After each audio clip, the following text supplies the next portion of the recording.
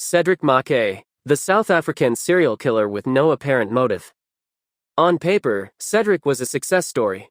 Born in 1965, he was the kind of son who stepped up. When his father died while Cedric was only in grade 10, he quit school to support his family. He moved to Johannesburg, taught himself a trade, and became a self-employed plumber. He had a wife and 4 kids back home in Limpopo and a girlfriend in the city. But at 33 years old, with no criminal record and no apparent trigger, Cedric decided to pick up a hammer, and he didn't use it for plumbing. Cedric started his crime spree on December 28, 1996, when he walked into a cafe and bludgeoned the owner with a hammer. He walked out with 400 rand, which he used to celebrate New Year's Eve.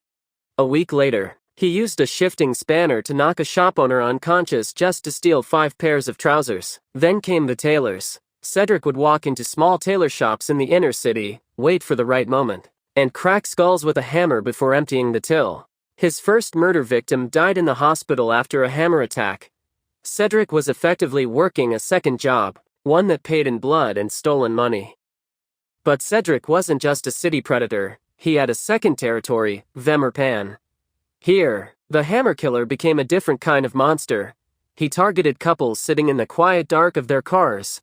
His pattern was chillingly consistent. He would shoot the man first, then turn his attention to the woman. He would rape them, rob them, and then execute them to ensure no witnesses remained. For the police, it looked like they were hunting 2 different men. One was an urban robber with a hammer, the other was a lakeside predator with a gun. The breakthrough came from the gut instinct of Superintendent Piet Bijleveld.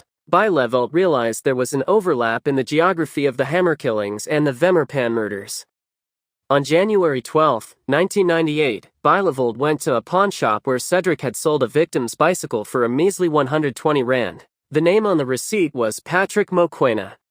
Bijleveld recognized that name. It was the same alias used to check in a shirt at one of the tailor shops right before the tailor was murdered. The 2 monsters were finally one man. In court, Cedric was charged with 134 counts, including 36 murders and 15 rapes. On 6th of September, 2000, Cedric was sentenced to 27 life sentences plus an additional 1,159 years. In total, 1,340 years behind bars. To this day, nobody knows why Cedric became a serial killer. He was just a man who went too far, simply because he realized he could.